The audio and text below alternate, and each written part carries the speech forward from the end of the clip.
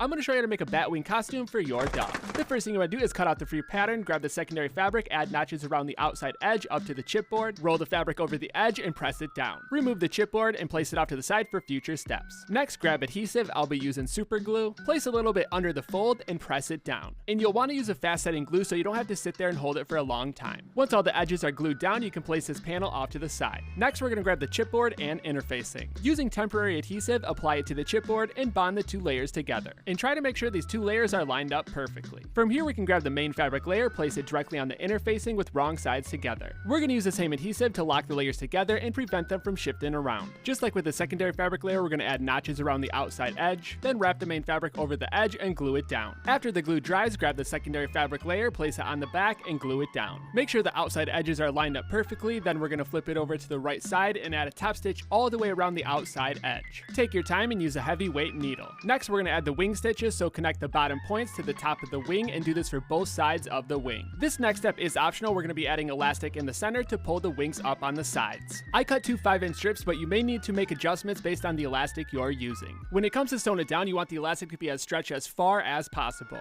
The best way to do this is to start by sewing one end, then stretch the elastic all the way over to the other side and sew the opposite end. This makes it a lot easier to keep everything lined up. As you can see, the elastic pulls the wings up and gives more movement to the costume overall. And the higher you go up on the wings with the elastic, the more lift you'll get. Now we can move on to creating the harness, so cut 3 rectangle panels, place the interfacing on the wrong side, and to make this harness work good, you'll need 4 elastic Velcro armbands. We'll be placing 2 on either side of the rectangle panel, with the Velcro going in opposite directions. You also want the full circumference of the harness to be smaller than your dog's chest measurement. Grab the 2 remaining rectangle panels, place them on top with right sides together, and we're going to stitch the outside edge at a 1/4 inch seam allowance, leaving a 4-inch gap on one of the sides so we can pull the right sides out. Before pulling the right sides out, trim the elastic bands flush with the seam allowance. Locate the opening, pull the right sides out, poke out the corners, push the opening fabric inward so the right sides are together, place a few pins, and stitch all the way around the outside edge. Now that we have the harness and wings complete, we're going to place the wings on top of the harness directly in the center, and add 2 stitches 1 inch out from the center on both sides. After stitching, your Batwing costume is complete. For the best fit, wrap the front elastic around the neck area and the back elastic around the chest.